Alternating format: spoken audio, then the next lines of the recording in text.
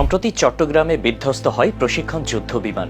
যে বিমানে থাকা তরুণ পাইলট জাওয়াদ নিহত হন, কিন্তু বিমান থেকে প্যারাসুট দিয়ে বের হলেও কেন মারা যান পাইলট, আর কিভাবে ধ্বংস হয়ে যাওয়া যুদ্ধ বিমান থেকে লাফ দেন পাইলটরা, সেটি জানবো আজকে।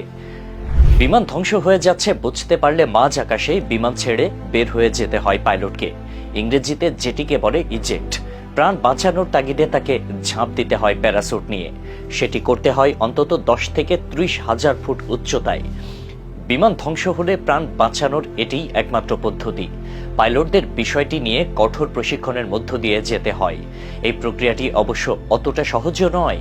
যুদ্ধবিমান চলে প্রচণ্ড গতিতে, আবার সেটি ধ্বংস হলেও নিচে পড়তে থাকে অনেক গতিতে।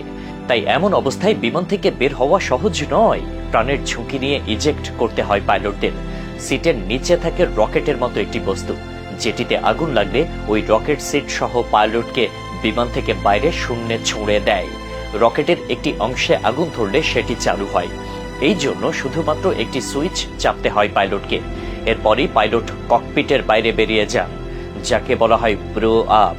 যদিও প্রচণ্ড গতিতে কাজটি হয় বলে এর ফলে কাঁধ ও কলার বোনে চোট পাওয়ার সম্ভাবনা মারাত্মক। বিমানে আরোহণের পর পাইলটের পিঠে প্যারাশুট তো থাকেই, সিটের সাইডে থাকে লিভার। পাইলট বিমান থেকে ইজেক্ট করতে চাইলে সেই লিভারটিতে টান দেন, ফলে সেটি রকেটে ফায়ার চার্জ করে। রকেটটি অত্যন্ত শক্তিশালী। আগুন ধরলে রকেট বুস্টার সিট সহ যুদ্ধ বিমানের বাইরে বেরিয়ে আসে। কয়েক সেকেন্ডের মধ্যে বিমান থেকে শূন্যে ভাসতে শুরু করেন বিমান চালক। শূন্যে ভাসার পর প্রথমে সিট খুলে পড়ে যায় নিজে থেকেই। পাইলট মুক্ত হয়ে যান শূন্যে।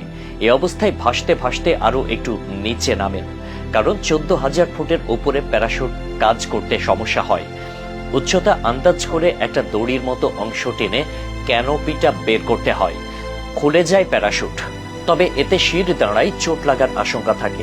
সিটের নিচে যে রকেটের মতো একটা যন্ত্র থাকে, তাতে সলিড রকেটের জ্বালানি থাকে। মাত্র 0.2 সেকেন্ড জ্বলে এটি। এই রকেটের শক্তির তোড়ে বাতাসে প্রায় 100 ফুটের মতো উড়ে যায় সিটটি। মোটামুটি 10,000 ফুট উচ্চতায় কাজ শুরু করে প্যারাসুট। চেয়ারের হাতল টানা থেকে প্যারাসুট খোলা পর্যন্ত সময় লাগে মাত্র 3 সেকেন্ড। উচ্চতা যদি 20 থেকে 30,000 ফুট হয়, তাহলে প্যারাসুট তখনই নাও খুলতে পারে চালক। সিট ইজেক্ট করার সময় অভিকর্ষীয় বল সাধারণের তুলনায় প্রায় 14 থেকে 16 গুণ বেশি হয়। গতি থাকে মারাত্মক। প্যারাসুট বিস্ফোরণের সম্ভাবনাও থাকে। শরীরে বড় চোটের সম্ভাবনাও থাকে। কাঁধে চোট পাওয়ার সম্ভাবনাই থাকে বেশি, কারণ ইজেক্টের সময় মাথা ঠেকে যেতে পারে বুকের মধ্যে। তাছাড়া পাইলটের মুখে মাস্ক ও মাথায় হেলমেটও থাকে, যার ওজন প্রায় 7 কেজি। মহাকর্ষীয় বল মারাত্মক হওয়ায় গতি আরো বেড়ে যায়, ফলে মাথা ওপর নিচ হতে থাকে বারবার। এর ফলে পা ভাঙার সম্ভাবনাও থাকে। তবুও প্রাণ বাঁচানোর চেয়ে তো বড় কিছু নেই। তাই এই কাজগুলো করতে হয় পাইলটদের। এই বিষয়টি তাদের প্রশিক্ষণেরই অংশ। ধারণা করা হয় পাইলট জাওয়াদ ইজেক্টের সময় হার্ট অ্যাটাক অথবা চোট পেয়ে মৃত্যুবরণ করেন, যদিও তদন্তে এখনো সেটা পরিষ্কার হয়নি।